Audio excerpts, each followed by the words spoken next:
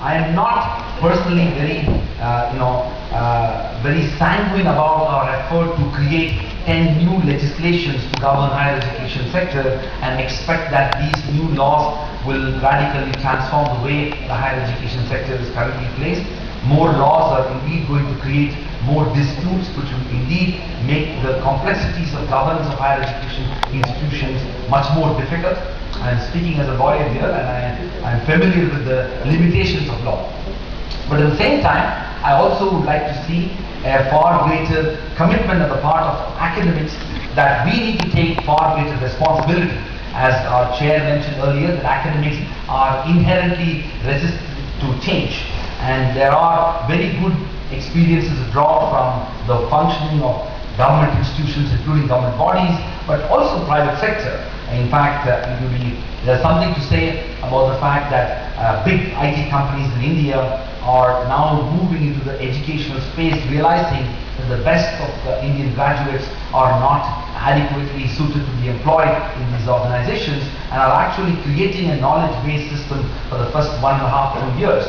This also reflects the sad reality of the quality of our education institutions, and it's important we recognize that.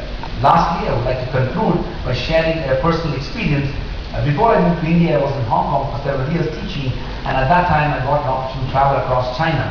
While we should seek inspiration from the US and other parts of the developed world, we should be very mindful of the dramatic transformation that is taking place in the higher education sector within Southeast Asia as well as China.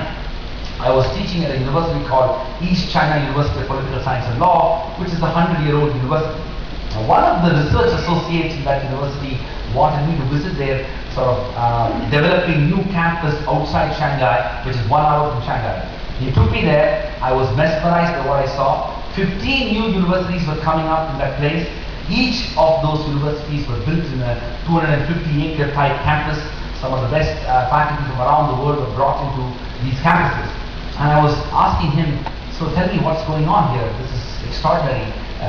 Tell me more about this. And he said something which I will never forget.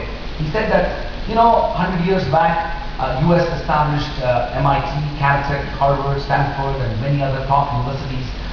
Faculty and students came from around the world and studied in these institutions and went back to their countries and also changed many things in their own countries, including the US. We in China want to be like that. And he said, the last thing which he said, which I will leave in this discussion with that is, he said, we in India or we in China are not interested in what is going to happen in the next 10 to 15 years. We are interested in what is going to happen in the next 100 to